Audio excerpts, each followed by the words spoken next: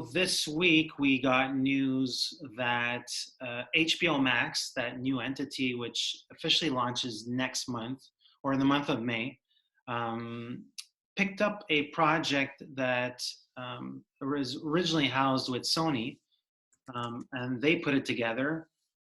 It's called An American Pickle, and it features Seth Rogen in dual parts, and it's based on a New Yorker um, um, article, fiction, obviously.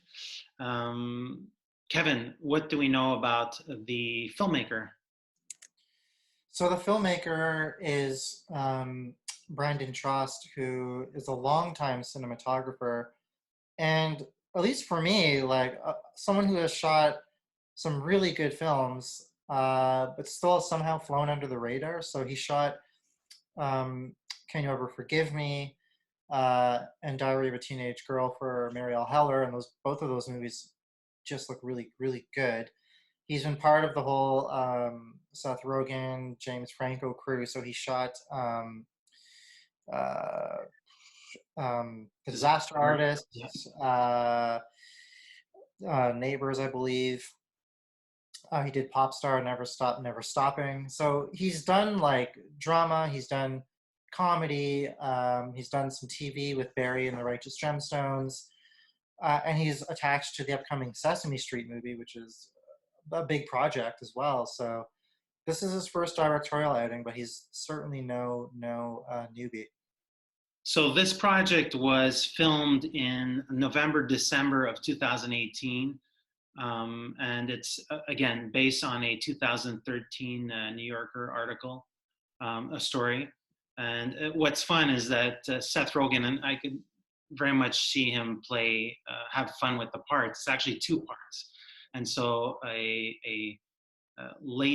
early 20th century version, um, a man who gets stuck in a pickle vat or jar meets his great grandson, or his grandson, I should say, who's a computer geek. And so you'll have Rogan play these two figures. What How do they meet? That's a good question. I didn't read the entire short story, but I did read the introduction of the moment where the the older Rogan figure, he goes to a Whole Foods type setting and purchases a potato and all the follies and fallouts of that.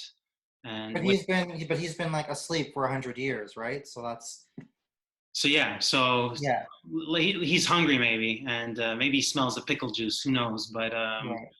um, so it'll be interesting to see Rogan don makeup and whatnot and all that garb and get into two time periods in one frame. Um, what does this say about HBO Max? Are they moving into the game? They're mostly focused on series, but they had Bad Education. They have Soderbergh's Let Them All Talk at some point this year. What do you think about HBO Max and their launch and them grabbing this entity, this project? I mean, it's not a big shock. I mean, just like every other streaming service, they're hungry for content, particularly as they're coming up to a launch. The bigger story is why perhaps Sony let this movie go. Um, it makes you wonder if they thought it was commercially viable enough to hang on, or maybe put on VOD themselves. But clearly, they were happy to let it live somewhere else. So that'll be interesting. What if there's any backstory to that? Um, so yeah, I mean, particularly now, I mean, we've seen Netflix take on Lovebirds, that was with Paramount, and now HBO grabbing a Sony project. I think we're going to see more of this over the next few months as studios weigh um, what product is worth hanging on to for a theatrical release once people can go to cinemas again, in which they feel more comfortable letting go and just saying, we can cut our losses here and get an acquisition fee and move on.